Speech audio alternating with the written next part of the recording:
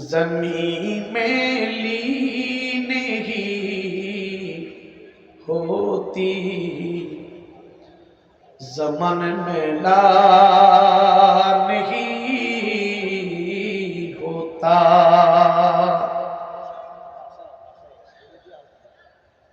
ज़मीं में ली नहीं होती, ज़मन में ला नहीं होता।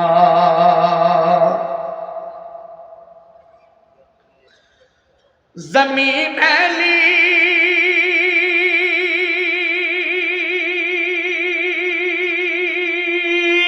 नहीं होती, ज़मन में ला नहीं होता। मोहम्मद के गुलामों का सिफन में ला नहीं होता।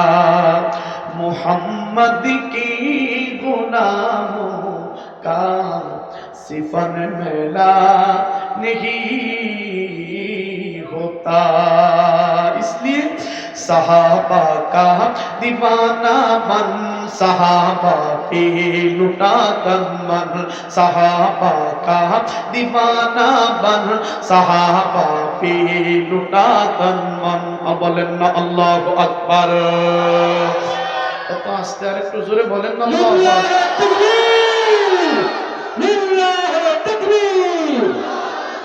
सहाबा का दीवाना बन, सहाबा पे लुटा तन मन। सहाबा का दीवाना बन, सहाबा पे लुटा तन मन। सहाबा जिंदगी मेरी, सहाबा जिंदगी मेरी, सहाबा दिल के है दरकन। सहाबा का दीवाना बन, सहाबा पे लुटा तन मन। बोलें अल्लाहु अकबर। मोहम्मद मुस्तफा के चांद गुर्रस हाब तारे, सहाबा दुश्मनों सुन लो, सहाबा बिल्क सारे। मीनार रोशनी है, मीनार रोशनी है, सराबा दिल कशी है। मीनार रोशनी है, मीनार रोशनी है, सराबा दिल कशी है। तो उनका थाम ले दामन, सहाबा का दीवाना बन, सहाबा पे लुटा तन मन। सहाबा का दीवाना बन, सहाबा पे लुटा तन मन। बोलें अल्लाहु अकबर। अब तू बस एक ही धुनी है, अब तू बस एक ही धुनी है, के मदीना देखो। हाल दिल किसी को सुनाए, आप ही के होते हुए। हाल दिल किसी को सुनाए, आप ही के होते हुए। मिंबर तेरा अर्शे बारी, ठीक की ना मुस्कुरा बोले। मिंबर तेरा अर्शे बारी, मिंबर तेरा अर्शे बारी, या रहमतल लिल आलमीन। तू कुजा मन कुजा, तू कुजा मन कुजा, तू कुजा मन कुजा, तू कुजा मन कुजा। बोलें ना मरहबा। মারহাবাটা ফেকেট করে লেছেন, বাদ দিয়ে করবেন, জোরে বলেন না মারহাবা। আলহামদুলিল্লাহ, আজকের এই ঐতিহ্যবাহী জামিয়া ইসলামিয়া জয়নুল উলুম মাদ্রাসা মাদানীনগর, সিঙ্গারডা, চান্দিনা, কুমিল্লার উদ্যোগে আয়োজিত আজকের এই 2 দিন ব্যাপী ওয়াজ মাহফিলের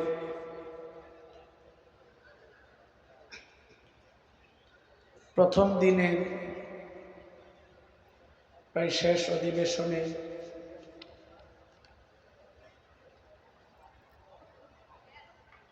যিনি সভাপতিত্বের আসনকে অলঙ্কৃত করেছেন, পীরে কামেল, গোটা বাংলাদেশের উলামায়ে কেরামের রাহবার আল্লামা ইমরান মাজহারি বারাকাল্লাহু ফি হায়াতি, বলেন আমিন।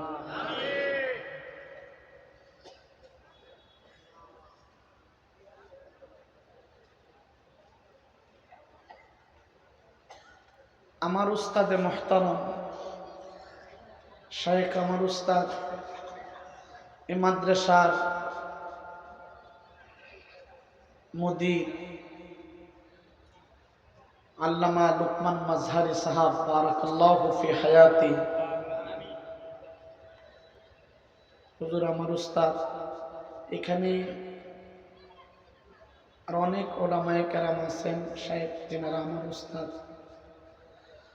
আল্লাহ পাক হযরত দয়দের হায়াতের মধ্যে বরকত দান করেন, আওয়াজ করে বলেন আমিন।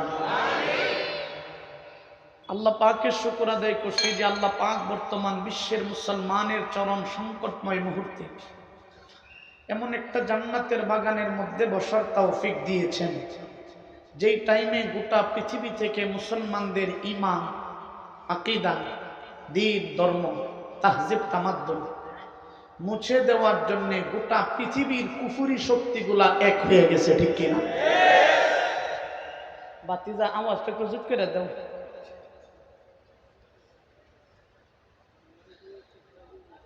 এমন একটা টাইমে আমাদেরকে বসার তৌফিক দিয়েছেন, যেই টাইমে মুসলমানের প্রথম কিবলা বাইতুল মুকাদ্দাসকে ইহুদিবাদী ইসরায়েলিরা দখল করে রাখছে। এমন একটা টাইমে আমাদেরকে বসার তৌফিক দিয়েছেন, যেই টাইমে মুসলিম মিল্লাতের মা বোনদের ইজ্জতের উপর আক্রমণ চলতেছে। মুসলমানদের নবজাতক শিশুদেরকে শহীদ করে দিচ্ছে। ও মুসলমান, এখনো পর্যন্ত আমাদের কলিজার টুকরা আরাকানের 12 লক্ষ মুসলমানের সংঘাত নিরলস হয় নাই। এমন এক টাইমে আমাদেরকে বসার তৌফিক দিয়েছে, যেই টাইমে গোটা পৃথিবী থেকে মুসলমানদের নাম নিশানা মুছে দেওয়ার জন্য নীল নকশা তৈরি করেছে, ঠিক কিনা? এমন একটা সিচুয়েশনে গোটা পৃথিবীর মধ্যে মুজাহিদ নওজোয়ান কলিজার টুকরা যুবক হাতের মধ্যে চুরি করে হিজলার মতন ঘরের মধ্যে বসে থাকতে পারে না, ঠিক কিনা? বল, এত আস্তে বললেন কেন? ঠিক কিনা? আওয়াজ করে বলেন ঠিক না বেঠিক? আওয়াজ করে সবাই বলতে হবে, আওয়াজ করে বলেন ঠিক না বেঠিক? জবান খুলে বলেন ঠিক না বেঠিক? আপনাদেরকে সামনে নিয়ে বলবো, গোটা পৃথিবীর মুসলমানদেরকে হেফাজত করার জন্য, মুসলমানের প্রথম কিবলা বাইতুল মুকাদ্দাসকে আযাদ করার জন্য, মুসলিম মিল্লাতের মা বোনদের ইজ্জতকে হেফাজত করার জন্য যদি সুলতান সালাহুদ্দিন আইয়ুবীর আযাব আপনাদের কানের মধ্যে চলে আসে, আল্লামা ইমরান মাজহারি সাহেব, আল্লামা লুকমান মাজহারি সাহেবের মাধ্যমে যদি রক্ত দেওয়ার প্রয়োজন হয়, ময়দানে রক্ত দিতে কে কে রাজি আছে? হাত তুলে বলেন তাকবীর, আল্লাহু আকবার, নারে তাকবীর, আল্লাহু আকবার, লিল্লাহি তাকবীর। ও মুসলমান, কিছুদিন আগেও এই দেশের অবস্থা এমন ছিল,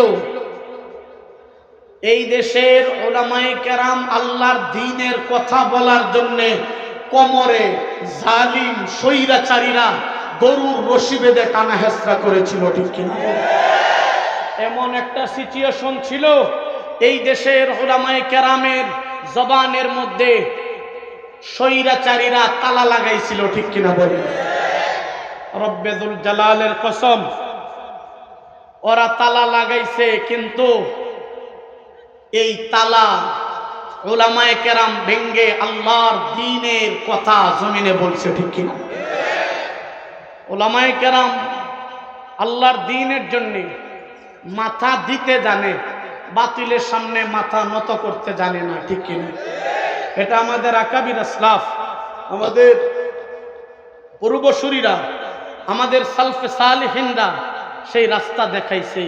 দ্বীনের জন্যে, ইসলামের জন্যে, আল্লাহর কোরআনের জন্যে, আল্লাহর রাসূলের জন্যে যদি জীবন দিতে হয়, জীবন দিতে হবে। বাতিলের সামনে মাথা নত করা যাবে না, ঠিক কিনা? জোরে বলে। ডরতে নেহি দুনিয়া মে মুসলমান কিসি সে, কথা বলে, ঠিক কিনা? डरते नहीं दुनिया में मुसलमान किसी से, जब मिल जाए दौलत ईमान नबी से, कथा बोलें ठीक ना? हम मुसलमानों को अल्लाह आजमाने के लिए वह नसारा को दिया हमको सताने के लिए।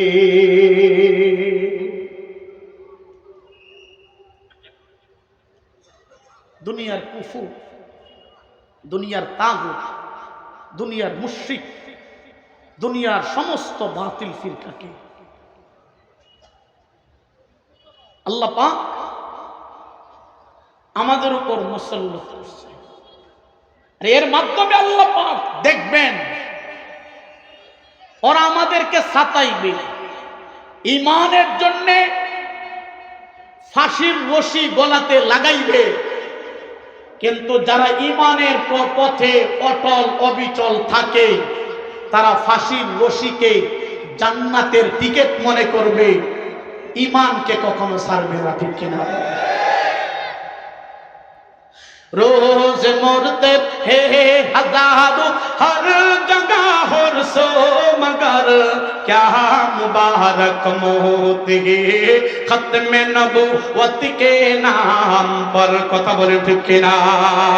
रोज मरते हैं हजारों हर जगह हर सो, मगर क्या मुबारक मौत है इस्मत अंबिया के नाम पर, क्या मुबारक मौत है अदालत साहबा के नाम पर, कथा बोले ठीक ना? ओम सल्लु।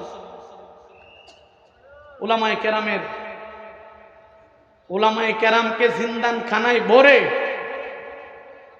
নির্যাতনের স্টিম রুলার চালাইছে। উলামায়ে কেরাম কখনো এই শেখ হাসিনার কাছে মাথা নত করে নাই, ঠিক কি?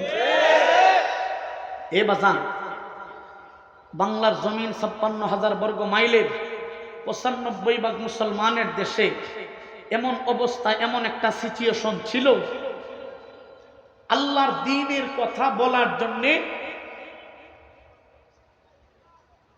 প্রশাসনের নামের প্রহসনের কাছে যায়,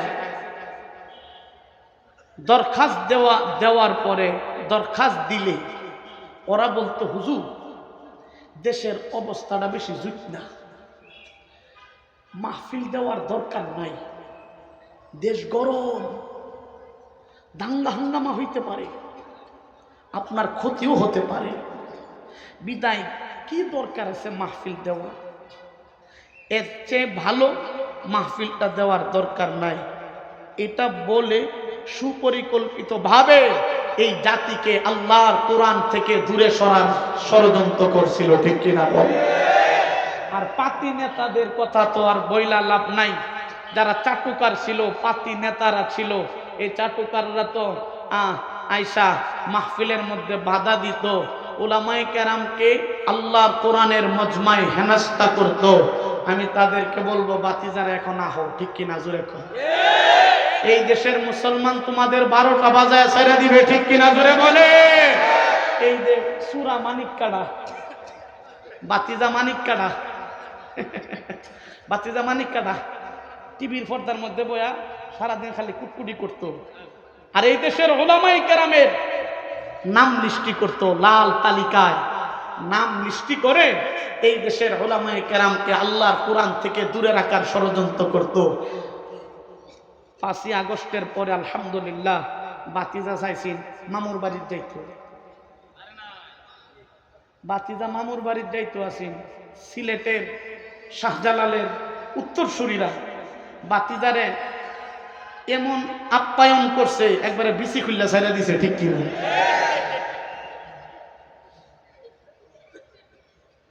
আপ্যায়নটা কেমন হয়েছে বাতিজা? কেমন রইল? একবারে বিসি বিসি খুলছে। সিলেটের মুসলমান একটা গোটা বাংলাদেশের মানুষদেরকে মেসেজ দিছে, তুমি যদি ইসলামের বিরুদ্ধে কথা বলো তোমারও বিসি খুলতে সময় লাগবে না। আসতে বললেন কেন? ঠিক না বেঠিক? ঠিক না বেঠিক? আওয়াজ করে বলতে হবে, ঠিক না বেঠিক? জোরে বলে।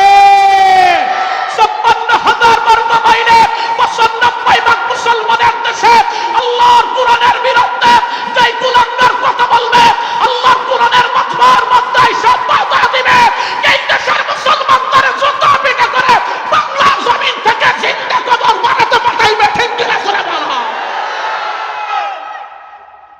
তুই বেটা ইসলামের বিরুদ্ধে কবি, এই দেশের মধ্যে ইসলামের সবচাইতে 12টা বাজাইছে কাদিরাডা, এই বাতিজাডা 12টা বাজাইছে।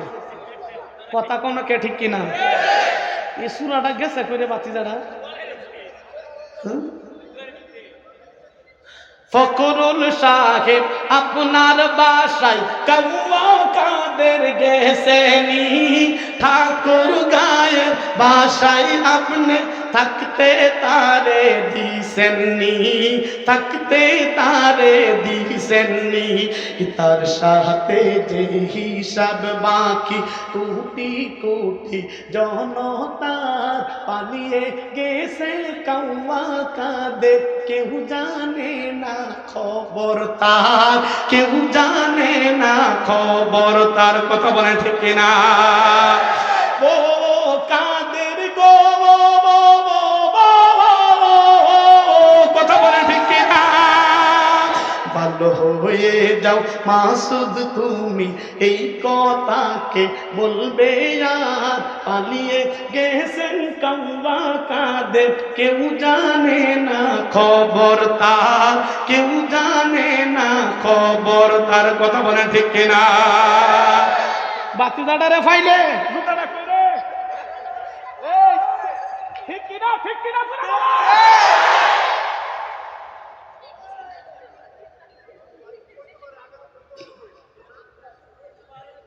ও মুসলমান,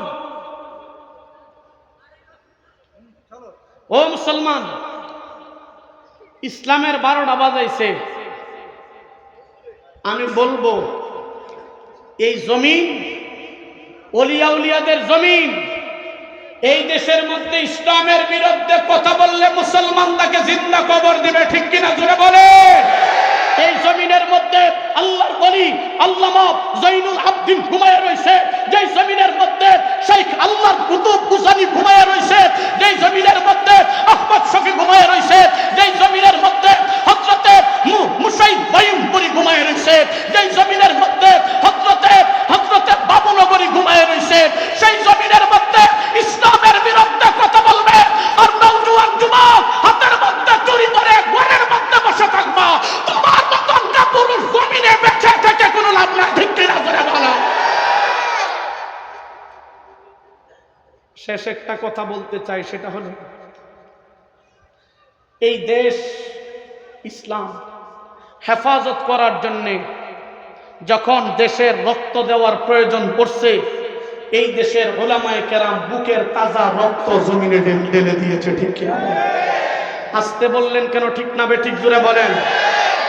এই জমিনের রক্তের প্রয়োজন পড়ছে, এই দেশের উলামায়ে কেরাম রক্ত দিয়েছে, এই দেশের জমিনে এই দেশ ইসলাম হেফাজত করার জন্য রক্তের প্রয়োজন পড়ছে।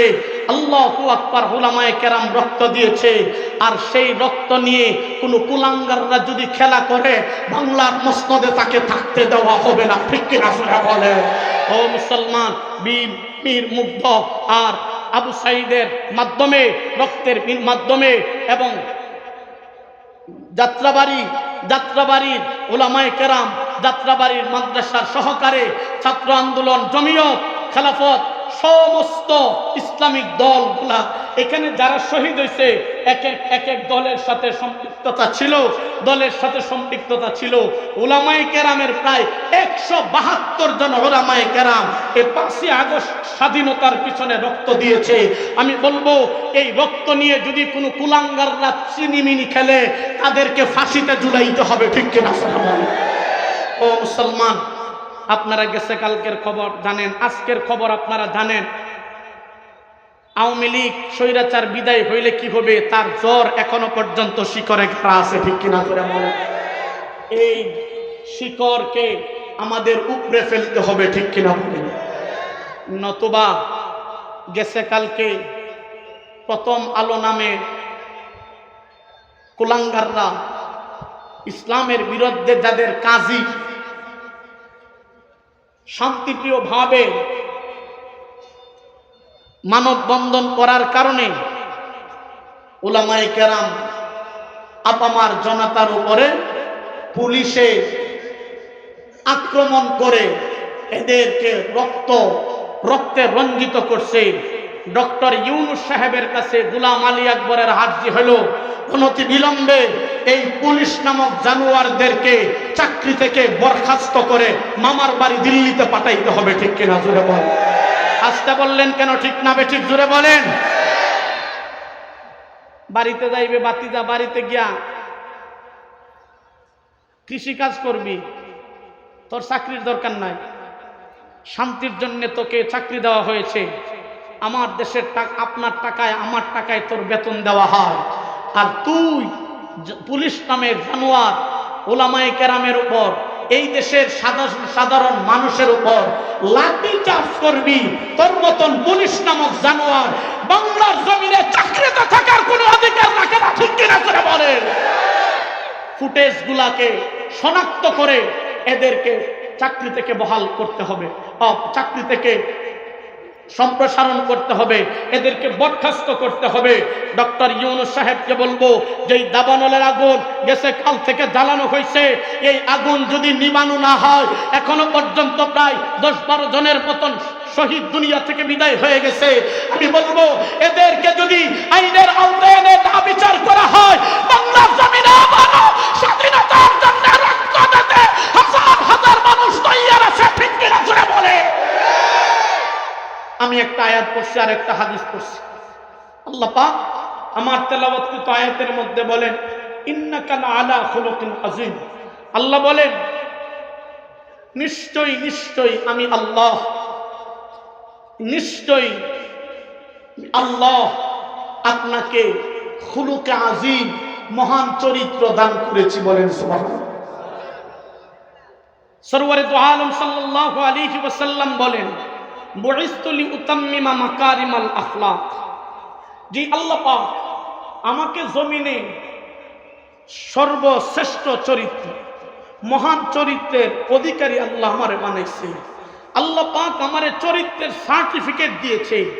নবীজি বলেন, সেই আল্লাহ আমাকে বুইসতু প্রেরণ করছেন লিউতাম্মিমা মাকারিমাল আখলাক, মাকারিমে আখলাক সর্বশ্রেষ্ঠ চরিত্র দিয়া জমিনে আল্লাহ আমারে পাঠাইছে। একটু জোরে বলেন না সুবহানাল্লাহ। না একটু জোরে আওয়াজ দিলে যা, একটু দেও বাতি যা, চিল্লানি দিলে আওয়াজটা মোটামুটি হয়, আর সাইডে দিলে বরবাদে গুলিস্তান।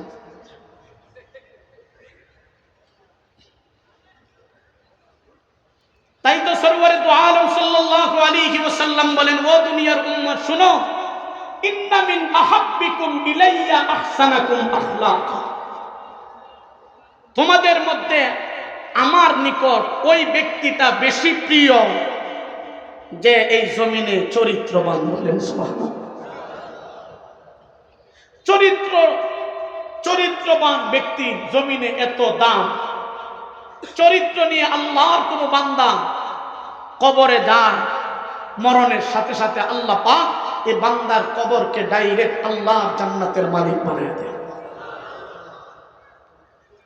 সরওয়ারে দু আলম সাল্লাল্লাহু আলাইহি ওয়াসাল্লামকে আল্লাহ পাক এমন চরিত্র দান করছেন, আদম আলাইহিস সালাতু ওয়াস সালাম থেকে শুরু করে ঈসা আলাইহিস সালাতু ওয়াস সালাম পর্যন্ত সমস্ত নবীদের চরিত্রকে যদি এক পাল্লার মধ্যে রাখা হয়, হাবিবে কিবরিয়া রাহমাতুল লিল আলামিন সাকিয়ে কাউসার নবী ইমামুল মুরসালিন খাতামুন নবিয়্যিন আকে নামদার তাজদারে মদিনা দিগন্ত শামেনা হাবিবে কিবরিয়া নবী আহমদ নবী আহমদ নবী মুহাম্মদ নবী সাল্লাল্লাহু আলাইহি ওয়াসাল্লামের চরিত্রকে যদি এক পাল্লার মধ্যে রাখা হয়, সমস্ত নবীর চরিত্র, পৃথিবীর সমস্ত মানুষের চরিত্র এক পাল্লার মধ্যে রাখে, নবীর চরিত্র যদি এক পাল্লার মধ্যে রাখে, আল্লাহ পাক নবীর চরিত্রের পাল্লাটাকেই ভারী করে দিবেন। সুবহানাল্লাহ। তাহলে কেমন নবীকে আল্লাহ আমাদের জন্য প্রেরণ করছেন? ও মুসলমান, এমন একজন নবী, আল্লাহু আকবার, এমন একজন নবী আল্লাহ পাক আমাদের জন্য প্রেরণ করছে। আমার রাসূল সাল্লাল্লাহু আলাইহি ওয়াসাল্লামের জবান মুবারক দিয়া থুতু মুবারক ফলাইলে আল্লাহ পাক এই থুতু দিয়া মিশকের গ্রাম বাহির করে দিয়েছে। এমন একজন নবী আল্লাহ পাক আমাদের জন্য প্রেরণ করছে। আমার রাসূল সাল্লাল্লাহু আলাইহি ওয়াসাল্লাম আল্লাহু আকবার জমিনের মধ্যে হাঁটছে, রাস্তা দিয়া মিশকের গ্রাম বাহির করে দিয়েছে। এমন একজন নবী আল্লাহ পাক আমাদের জন্য প্রেরণ করছে। আমার রাসূল সাল্লাল্লাহু আলাইহি ওয়াসাল্লামের শরীর মুবারক থেকে পসিনা গাম মুবারক বাহির হয়েছে, আল্লাহ পাক সেই গাম থেকে মিশকের গাম বাহির করে দিয়েছে। এমন একজন নবী আল্লাহ পাক আমাদের জন্য প্রেরণ করছে। আমার রাসূল প্রস্রাব করছে, প্রস্রাব থেকে মিশকের গাম বাহির করে দিয়েছে। এমন একজন নবী আল্লাহ পাক আমাদের জন্য প্রেরণ করছে। নবী কাজে হাজত করলে, নবী পায়খানা করলে জমিন দ্বিখণ্ডিত হয়ে গেছে, নবীজির পায়খানাটা জমিন ঠাস করে গিলে ফেলছে। এমন একজন নবী আল্লাহ পাক আমাদের জন্য প্রেরণ করছে। ও মুসলমান, নবীর শরীরের রক্তকে আল্লাহ পবিত্র করে দিয়েছে। এমন একজন নবী আল্লাহ পাক আমাদের জন্য প্রেরণ করছে। নবীর এক ফোঁটা রক্ত কোন উম্মত, কোন সাহাবী যদি পান করতে পারছে, জাহান্নামের জন্য শরীরটাকে আল্লাহ হারাম করে দিয়েছে। এমন একজন নবী আল্লাহ পাক আমাদের জন্য প্রেরণ করছে। ও মুসলমান, আপনি আমি ঘুমাইলে আমাদের ওযু ভেঙে যায়, নবী ঘুমাইলে নবীর ওযু ভাঙে না। এমন একজন নবী আল্লাহ পাক আমাদের জন্য প্রেরণ করছে। না, আল্লাহু আকবার, নবী ঘুমাইলে নবীজির চক্ষু বন্ধ, আপনি আমি ঘুমাইলে আমাদের চক্ষু বন্ধ হয়ে যায়, কল্প বন্ধ হয়ে যায়। নবী ঘুমাইছে, নবীজির চক্ষু বন্ধ হয়েছে, কল্প কিন্তু বন্ধ হয় নাই। এমন একজন নবী আল্লাহ পাক আমাদের জন্য প্রেরণ করছে। নবীর শরীরে মশা মাছি বসা আল্লাহ হারাম করে দিয়েছে। এমন একজন নবী আল্লাহ পাক আমাদের জন্য প্রেরণ করছে। নবীর জবান দিয়ে যা বাহির হয়েছে আল্লাহ পাক মানব জাতির জন্য নূর হিসেবে আল্লাহু আকবার কবুল করেছে। এমন একজন নবী আল্লাহ পাক আমাদের জন্য প্রেরণ করছে। নবীর পায়ের পাতা থেকে চুলের আখ পর্যন্ত আপাতমস্তক শরীরকে আল্লাহ পবিত্র করে বলেছে। কেমন নবী! হযরত হাসান বিন সাবিত রাদিয়াল্লাহু তাআলা আল্লাহর হাবিবের সামনে এসে ইয়া রাসূলুল্লাহ, যদি অনুমতি দেন আপনার নামে, আপনার শানে কিছু প্রশংসা পেশ করতে চাই। নবীজি বলেন, হাসান, আমি তোমারে অনুমতি দিব, আর তুমি আমার সামনে আমার ব্যাপারে কবিতা বলবা? আমার তো লজ্জা লাগে। দুনিয়ার লিডার মঞ্চে বসা থাকলে তার কর্মীরা যদি তার প্রশংসা করে, লিডার তো ফুলতে শেষ, ঠিক কিনা?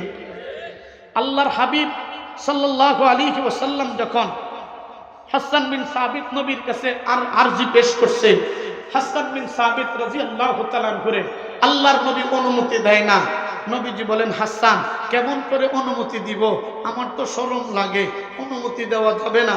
ও মুসলমান, হাসান বিন সাবিত নবীর থেকে অনুমতি চায়, নবী অনুমতি দেয় না। আরশের মালিক আল্লাহ পাক আর বসে থাকতে পারলেন না। আল্লাহ পাক হযরতে জিবরাইলকে পাঠাইছেন, ও জিবরাইল, আমার হাবিবের কাছে যাও, আমার হাবিবের কাছে গিয়ে বলো আমার হাবিবের শানে হাসান বিন সাবিত কবিতা পেশ করতে চায়, নাত পেশ করতে চায়। আমার হাবিব অনুমতি দেয় না, আমার বন্ধু অনুমতি দেয় না। ও জিবরাইল, আমার বন্ধুকে যায় বলো আমার বন্ধু হাসান বিন সাবিতকে অনুমতি না দিলে কি হবে? আমি আরশের মালিক আল্লাহ হাসান বিন সাবিতকে আমার বন্ধুর শানে কবিতা বলার জন্য অনুমতি দেব। হাসান বিন সাবিতকে আল্লাহর নবী বলেন, ও হাসান, আমি অনুমতি না দিলে কি হবে? আল্লাহ কিন্তু তোমারে অনুমতি দিয়া দিছে।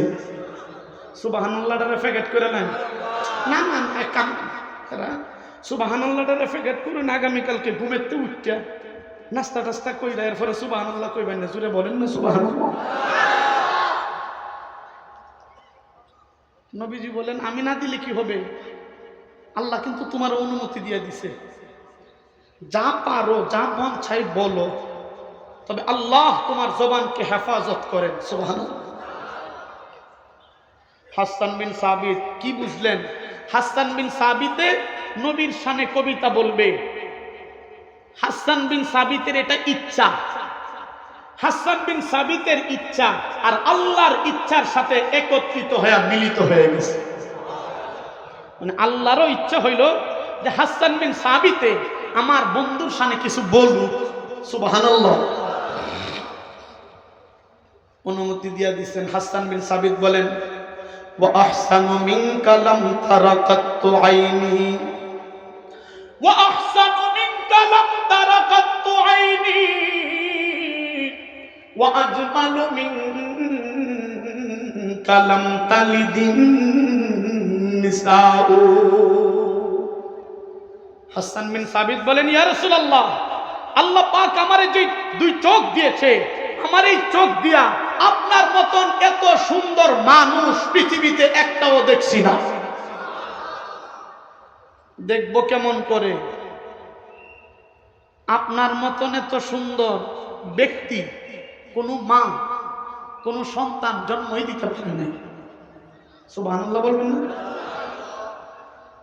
তারপরে বলেন খুলিকতা মুবাররাআম মিন কুল্লি আইবিন, খুলিকতা মুবাররাআম মিন কুল্লি আইবিন কাআন্নাকা খুলিকতা কামা তাশাউ।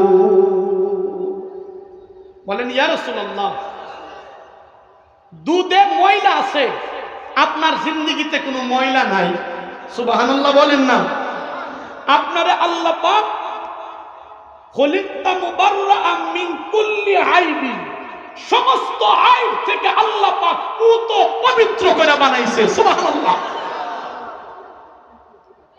এরপরে বলেন কাআন্নাকা খলিকতা কামা তাশাউ, আল্লাহ আপনাকে এমন করে বানাইছেন, মায়ের রেহেমে আপনাকে এমন করে বানাইছেন যেমন করে আপনি চাইছেন, আল্লাহ আপনাকে তেমন করে বানাই দিয়েছেন। সুবহানাল্লাহ। ও মুসলমান, ও সিংহাদ্দার মুসলমান, ও কুমিল্লার মুসলমান, আপনাকে আমাকে আল্লাহ বানাইছেন আল্লাহর ইচ্ছায়। নবীজিকে কিন্তু আল্লাহর ইচ্ছায় বানাইছে না, নবী যেমন চাইছেন আল্লাহ নবীকে তেমন করে বানায় দিয়েছেন। সুবহানাল্লাহ। আপনারা বলবেন কোরআন থেকে কোনো দলিল আছে? হ্যাঁ, কোরআনে আল্লাহ পাক বলেন হুয়াল্লাযী ইউসাউবিরুকুম ফিল আরহাম কাইফা ইয়াশা। আল্লাহ বলেন ও নবী, আপনার মায়ের গর্ভে, আপনার মায়ের রেহেমে আমি আল্লাহ পাক আপনাকে এমন করে বানাইছি কাইফা ইয়াশা, যেমন করে আপনি চাইছেন। বলেন না সুবহানাল্লাহ। কি বুঝলেন? নবীজিকে আমি হয়তো দুনিয়াতে অনেকে হয়তো বলি আমার আঙ্গুলের সাইজটা বেশি জুট না, নাহের সেন্টারটা এমনি বেহানা দিয়ে যদি জুট করে বাঁশির মতন সোজা দিত তে সুন্দর হইতো। শরীরের রংটা দেখে তলিফে এটা যদি একটু সুন্দর করে দিত, আমি এটা অনেক সময় বলি যে এমনি হইতে এমনি ভালো হইতো, ও কত সুন্দর, আমাকে যদি এমন করে বানাইতো।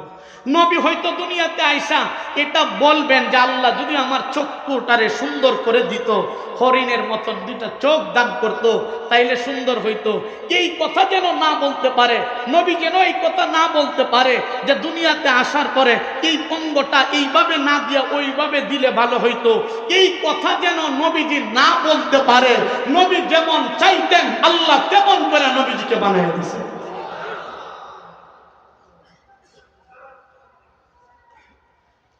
ও মুসলমান, নবীজিকে তো বানাইছেন, আল্লাহু আকবার, জমিনে আগমন করছেন, নবীজিকে তো দুনিয়াতে প্রেরণ করছেন। ও মুসলমান, হযরতে আম্মিজান আয়েশা রাদিয়াল্লাহু তাআলা আনহা, এমন নবী আল্লাহ আমাদের জন্য প্রেরণ করছে, নবীজির সৌন্দর্যের কারণে আমার ঘর রাতের আধারে আল্লাহ পাক আলোকিত করে দিয়েছে। আম্মিজান আয়েশা বলেন মিশরের মহিলারা ইউসুফ পয়গম্বরের সৌন্দর্য দেখা তাদের হাত কাটছে। মিশরের মহিলারা যদি আমার স্বামী আমার নবীকে এক নজর দেখতো তাইলে তাদের হাত নয় কলিজা কেটে ফেলতো, বলতেই পারতো না। জোরে বলেন না সুবহানাল্লাহ।